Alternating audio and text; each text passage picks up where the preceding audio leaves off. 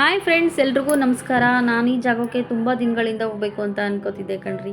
ಯಾವುದು ಅಂತೀರಾ? ಅದೇ ಕಣ್ರಿ, ಕೊಳ್ಳೇಗಾಲದಲ್ಲಿ ಸಿಕ್ಕಾಪಟ್ಟೆ ಫೇಮಸ್ ಆಗಿರುವಂತಹ ತೊಟ್ಟಿ ಮನೆ ಬಾದಾಮಿ ಹಲ್ವಾ ತಿನ್ನಬೇಕು ಅಂತ ತುಂಬ ದಿನಗಳಿಂದ ಅಂದ್ಕೊಂಡಿದ್ದೆ. ಕೊನೆಗೂ ಕೂಡ ಈ ಒಂದು ಮನೆನ ವಿಸಿಟ್ ಮಾಡಿದೆ. ಅಲ್ಲೋಗಿ ನಾನು ಇದ್ರ ಬಗ್ಗೆ ವಿಚಾರಿಸಿದಾಗ ಅವ್ರು ಹೇಳಿದರು, ಈ ಒಂದು ರೆಸಿಪಿನ ನಾವು ತಾತ ಮುತ್ತಾತಿನ ಕಾಲದಿಂದನೂ ಕೂಡ ಮಾಡ್ಕೊಂಡು ಬರ್ತಾ ಇದ್ದೀವಿ ಅಂತ ಹೇಳಿದರು. ಅಲ್ಲಿ ಡೈರೆಕ್ಟಾಗಿ ತೋರಿಸಿದ್ರು ನನಗೆ. ಬಾದಾಮಿ ಕಾಯಿನ ಸಿಪ್ಪೆನ ಸಪ್ರೇಟ್ ಮಾಡಿದ್ದಾರೆ ಮತ್ತು ಬಾದಾಮಿ ಕಾಯಿನ ಸಪ್ರೇಟ್ ಮಾಡಿದ್ದಾರೆ. ಇದರಿಂದ ನಾವು ಒಳ್ಳೆ ರೆಸಿಪಿನ ಮಾಡ್ಕೊಡ್ತೀವಿ, ತುಂಬಾ ಚೆನ್ನಾಗಿರುತ್ತೆ, ಒಂದ್ಸಲ ತಿಂದು ನೋಡಿ ಅಂತ ಹೇಳಿದರು. ಕೊಡಿ ಅಂದ್ಬಿಟ್ಟು ಒಂದು 50 ಗ್ರಾಮ್ ತೊಗೊಂಡು ತಿಂದ್ವಿ.